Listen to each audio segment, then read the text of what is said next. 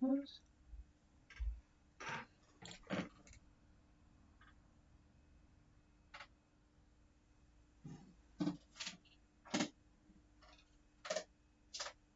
a very good evening, everybody. It's Gulf Harbour Radio here, ZMH286, and it's not a very good evening here, but it's at least dry, although there is a lot of rain coming our way by the look of the far hills.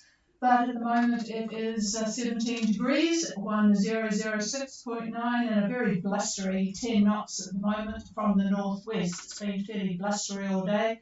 Very grey skies, 100% cloud cover at the moment. So not a very good day here, and the fire has just gone on because it was just miserable looking, even though we do appreciate the northwest wind because it brings slightly warmer air than certainly than the southwest. Nothing much by way of news here tonight. We've got no boats on passage that we know of. The news in New Zealand is pretty bad as far as COVID is concerned. I know there's a lot of COVID up there in Fiji as well. But we're over the 11,500 cases for the day mark here, 19 deaths, one in the 40s, so that's getting down a bit. Australia is pretty horrendous, way bigger than ours, and they are really wondering what to do about things too. Everyone's very complacent in Australia. Friends who are over there say no one really bothers with masks, and everyone's getting on with life, but except for those that are getting COVID, of course. So not too good there either. So do stay safe. Some people get it pretty bad and others don't. And it doesn't really seem to depend on whether you've been vaccinated or not. Anyway, for those who are living off their investments in New Zealand, you'll be pleased to know that the official cash rate went up today. It's now 2.5%, the highest in 6 years. So that sounds good for those who are living off their investments. There's not much more from me. I'm going to call the boats, anyone who wants to say hello or ask a question, but we did get a question yesterday about the MJO, and so David's going to do a weather lesson today. I suppose I should just ask if Jim is on, but it's too bad if he isn't because you're all going to get the lesson anyway. So here's David. All right, well, good evening. I am actually going to read you a paper that I did, which I am not sure if it's in the Gulf Harbour files or not. Trish is going to take a look on this. But it's the MJO cycle in the Southwest Pacific, and I wrote this back in, that was July of 2012. Amazing that much time has gone by. So here you go. It's slightly complicated, but not overly technical, I hope, but very interesting, I think.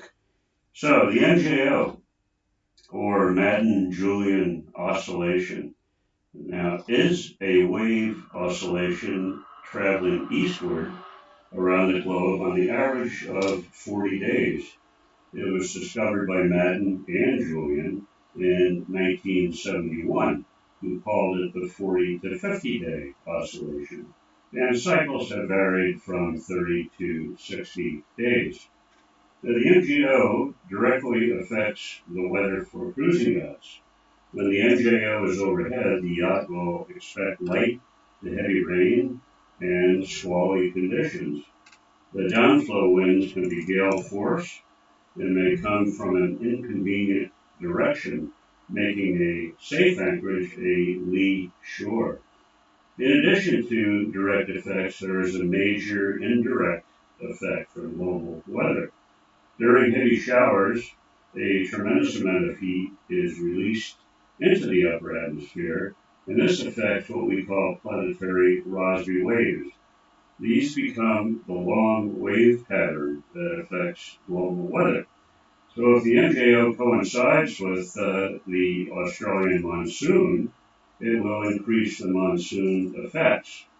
And if there is an existing quasi-stationary front or a trough, the MJO will exacerbate the feature. And perhaps most dangerous of all is the MJO's interaction with tropical cyclones. Now the MJO begins its life in the Indian Ocean. It starts out as a very small area of precipitation just south of the equator, near about 60 degrees east. It then grows and moves eastward at about 8 to 12 knots. So it becomes an eastward propagation of deep convection and rainfall from the Indian Ocean all the way over to the western Pacific. Now, the convective pulse and precipitation from a cruising yacht's perspective affect the area between roughly 10 north to about 30 south, when between the longitudes of 150 east, 150 east, and about 140 west, 140 west.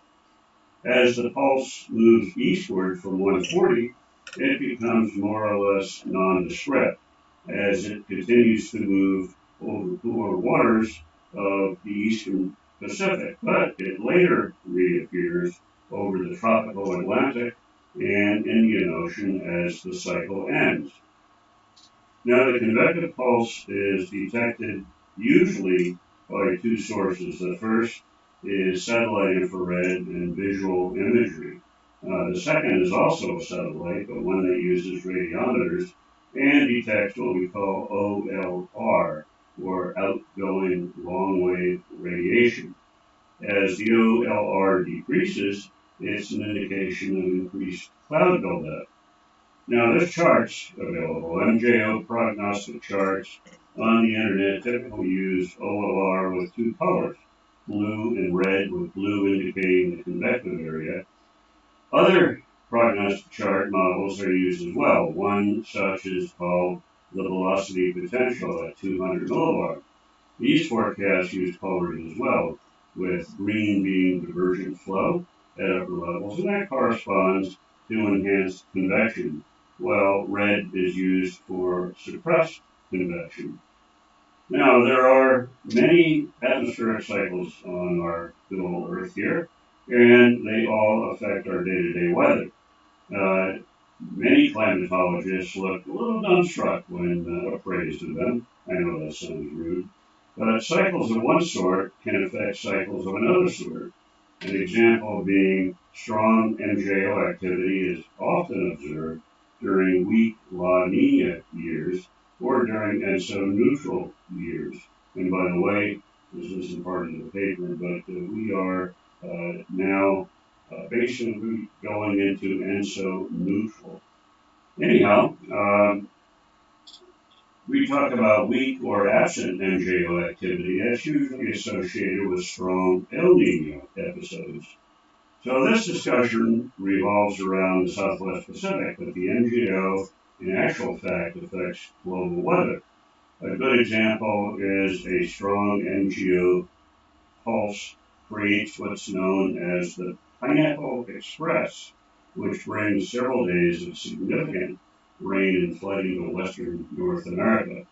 Now, those of you who have lived or do live on the west side of the U.S., California, Oregon, Washington, you'll be familiar with that term, the Pineapple Express. That happens from time to time from past Hawaii. To be quite aware of the MJO. Now, BOM does offer forecasting available on the internet. In fact, that's the end of the paper.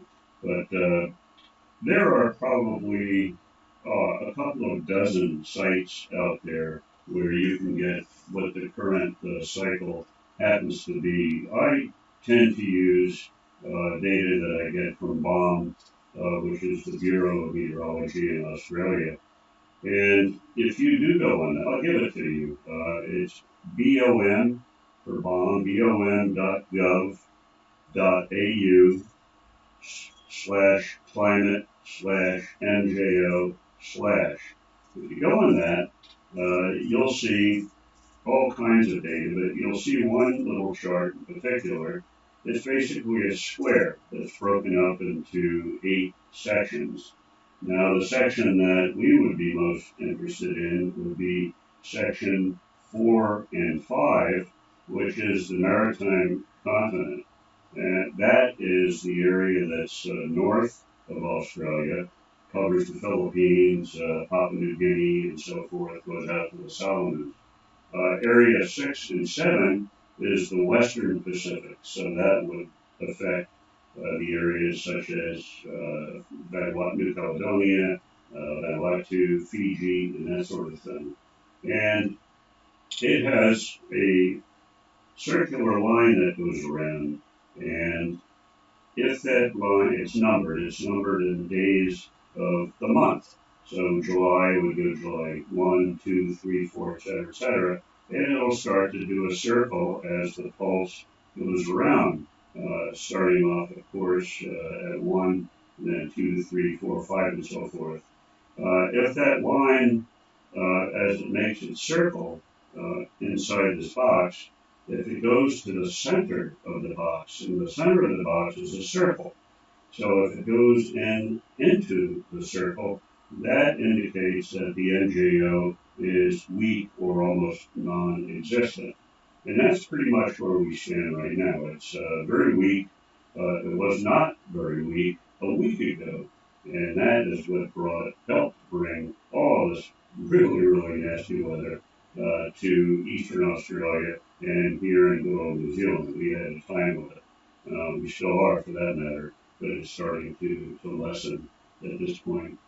The color coding, by the way, gave you some interest. The colors, the blue, the yellow, and so forth. The blue means basically negative anomalies, and that means enhanced convection. So if you happen to go onto a site that gives those kind of colors, you'll see blue if we do have enhanced convection, and if it's yellow or red, that's a positive anomaly, and that's suppressed convection. That means there is no real threat of squalls, rain, and showers. In fact, Bob McDavitt, back in the day, he had a little term. He said, "Blue is bubbly. Blue is bubbly." So that was pretty funny. So when you saw the color blue, it was time to watch out. So that pretty much is the story on the MJO. The little box that I was talking to you about, basically it utilizes, it mathematically taps into two basic things called RMM1 and RMM2. And those are just mathematical methods that combine the cloud and the wind at the upper levels. And they provide a measure of the strength and the location of the MJO. So that you see that on that little box that I was describing to you if you go on the internet onto that site. So that is pretty much it on the MJO. Tomorrow, I'm going to do another little talk, and that is going to be, what will it be? It will be trade wind surges. And this, I think, will be of interest to you because if there's one thing that we get up in Fiji and the rest of the island groups are trade wind surges. And this all comes from very strong highs that develop a little bit to the south. So that will take me about 3 or 4 minutes to cover. So that'll be tomorrow's subject. But if you have any questions on the MJO, now's the time. So I'll pass it over to the chief. Well, I have the first question actually. If you were on a boat in Fiji, how would you quickly get information on the MJO status? I mean, how would you know that it's red and convective? Well, you need the internet, and again, you go to the site that I mentioned, bom.gov.au/climate/MJO/, and that will put you on the Bureau of Meteorology, and that will show all that you need to know about the MJO, all there in color to you. Well, the Aussies are useful, aren't they? But of course, if you are sitting at Minerva, like Cheyenne, you will have to rely on Gulf Harbour Radio. Jim, did you hear all that? Over? Yeah, this is Jim on Cheyenne. Affirmative. I've heard that. Yeah, I know all about the MJO. I just needed a status update. But I'm glad you updated the fleet because I think most people don't understand the importance of it over. Yeah, indeed, and that's why David did it because it is a very useful thing to look at, particularly for passage planning. If you are looking at all the different inputs that might influence something that's going on between New Zealand and Fiji. So thank you for asking that, and it's good to know that it's down there and not too important at the moment, Jim. So how was your day there today, Over? Well, today was a really beautiful day of sailing. But first, let me just say, I had looked it up before I departed New Zealand and knew we were kind of active stage of it sweeping through. And that's why I wanted an update on the status of it. And it is difficult to get when you're off internet, off grid. Bob and Gavin used to provide weekly updates, and he would cover it every week. Now he does it sporadically, so it's hard to get more out here. So thank you for that. And it'd be a really good thing to give a weekly update on it, just the status. So, moving on to today's really beautiful day of sailing. It was one wind from South America to North America, down into the wind, but it was blowing from 9 to 11 miles per cruise. There was a wind period swell that was pretty gentle. And it was just a lovely day of packing up winds, put 3 tracks to get from one entrance to the other, and it was just glorious, glorious sailing. So very, very nice. Over. All right. Well, that does sound really good. Good day to make the passage from South Minerva to North Minerva, where I'm sure you will await the low tide and see if you can score yourself a lobster. So good going and really good propagation tonight, radio-wise. Mind you, your signal is always pretty good. So yep, enjoy good night's sleep, and we'll hope that you have a good day at North Minerva tomorrow. So we'll clear with Jim. Is there anybody else?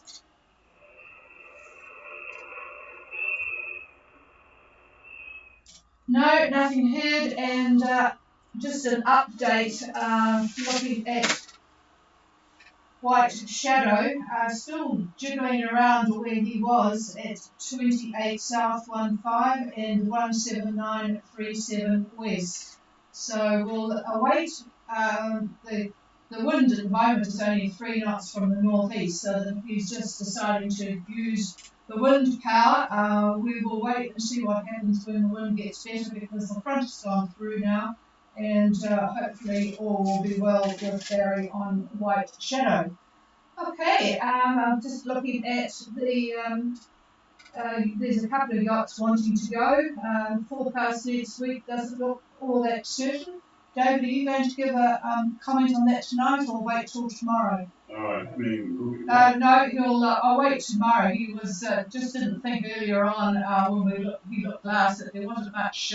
What was difficult to tell is obviously the folk on Tumax are finding. So yeah, maybe he'll have a look at that tomorrow. I think getting a bit closer to the week next week and see if it's going to be suitable. Yeah, it's been a really messy month, hasn't it? Just to remind people, I've read this microphone here. Yeah. All right. The way we normally handle things at Gulf Harbor Radio is, hold on 1 minute. Yes, how we handle Oh. Well, it sounds like the boss has already told you when we worked that, where you give us. That's not the way it works. One more time. Is we do not do routing here, but we comment on them. So if you would be so kind as to give us your departure date, give us your ETA, and with that information plus data about your boat and whatnot, we would be very happy to make a comment on whether it's a good idea, whether we as Chameleon, the name of our boat, whether we would go in those conditions, and we are very conservative. But we'd be very happy to do that, but we want you to do some work. We want to see some planning on your part. Believe me, we've been doing this for a lot of years, and too many times we see the good old undo the dock lines, hop in, and let's go. It's a nice day out there, and sometimes you luck out, and other times you wish you hadn't done that. So anyway, here's the chief. And I've just sent Bob an email to say that it would be a good idea if he did his MJO forecast for the week. Okay, this is Gulf Harbour Radio. Is there anybody else wanting to say hello? Going with the wind, going with the wind. Oh, good signal from you tonight, Annie. Go ahead. Yeah, hi David. Yes, we are also up in North Manila, had a nice motor all the way up here today, and getting pretty near the week now, so that's a good thing. Just like to ask David about any weather coming for the next couple of days here at North Manila. Yeah, roger that. He's just going back to confirm what he's been looking at today. It's we've got, by the way, driving rain, and the wind is up from my 10 knots that I gave you before, just in case you were thinking that we were living in fairly pleasant conditions. Mind you, Y2K reported 32 degrees at Gunda today, so I think that would be a bit too hot for us. But anyway, we'll just have to put up with our 17 degrees outside. Hang on, I'll pass the microphone. Wait a minute, my computer just Oh, the computer's just done a little, probably because I'm talking with the radio. But anyway, yep, I'm sure you'll enjoy North Minerva there, Ian and Annie. So, hang on, says he.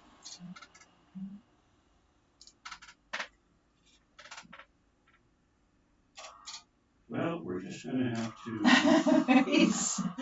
Isn't that funny? I don't know whether the streaming people had a little bit of a hiccup because I went to touch something on the computer and it looked like the streaming went off and then on again. But anyway, hopefully the system is working okay now. Well, it must be because we've got little messages on there. If anybody is doing passages, of course, and you've got friends and family wanting to follow you, they can do that and send comments on streaming. I think you have to subscribe. Of course, you don't have to pay anything, but you have to just log in, and it comes up, and then I can pass on any messages to the folks that are listening. I'll relay to you when you talk. No, you can do that. Okay. Looking at a couple of different models here, we'll pick just one. It looks tomorrow like northeast winds, maybe northeast, looking about 15 to 20 knots thereabouts. And that would be midday tomorrow. The next day, Friday, we're looking at a good 20 knots, maybe 20 to 25, and pretty much right out of the north. This is true wind, so right out of the north. And looking at Saturday, we get a major change. We've got a southeast wind, and that wind is fairly light, about 10 to 15 knots. Now, what this is not showing you now is there is a trough that's going to go over you. And let's take a look over here with the old rain people. You're mumbling. We're talking about the possibility of a trough going through. And the computer is just really, really not looking good at all. This is Saturday. That's the 16th, I believe. And three models agree on this. So you will be looking, this is on Saturday, about midday, a frontal band and a fair amount of rain, it looks like, for Minerva. Winds, southeast winds, and they're going to be in the neighborhood of probably 15 knots. And then, of course, if you have a pretty big cloud over the top of you and you get some squally conditions, you'll see your 30 knots or 35 knots. Briefly, that's Saturday, and let's see if it moves on. Seems to move to the east or to the northeast, I guess you could say, on Sunday. Still looks like showers, winds 20 knots, and there'll be some rain, a little bit of rain. And then on Monday, if we want to believe anything out that far, the winds are backing to the southeast. And it looks like about, the isobars are fairly well compressed, so you're looking at maybe 20, 25 knots out of the southeast, and that's on Monday. And that's as far, I think, as I care to go. So there you go. Over.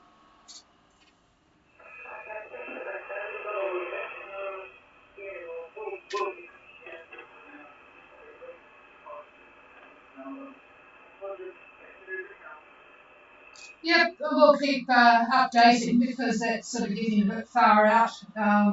So we'll keep updating what's happening at Minerva, knowing that there is a few boats there. We've at least know Cheyenne, Ballina, and Gone with the Wind. Okay, we'll clear with Gone with the Wind. Is there anybody else?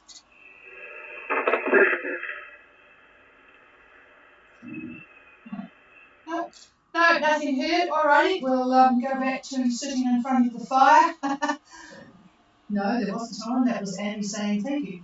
So we'll be back again tomorrow, same time, and we will talk to you then with the little lesson on the, what was it? Going to the trade wind surges. That's right, trade wind surges. What we could do with is a nice big anti-cyclone so that they did get a trade wind surge. That would mean our weather would be better. And one day I'll talk about the green flash. Oh, yes, he wants to talk about the green flash, but who the... Well, I think there's a lot more important topics. A surefire way to see the green flash. Yeah, surefire way to see the green flash. But, I mean, that's not exactly on the top of everybody's nose. Anyway, if there is a topic that you have an interest in, then let us know. Otherwise, I'm sure you'll be doing what Y2K are doing, and that is gathering together and having a 5 o'clock session. So you wouldn't care whether it was a green flash or a trade wind surge that we're talking about here. Anyway, have a very good evening, and we will be back again tomorrow. Cheers all.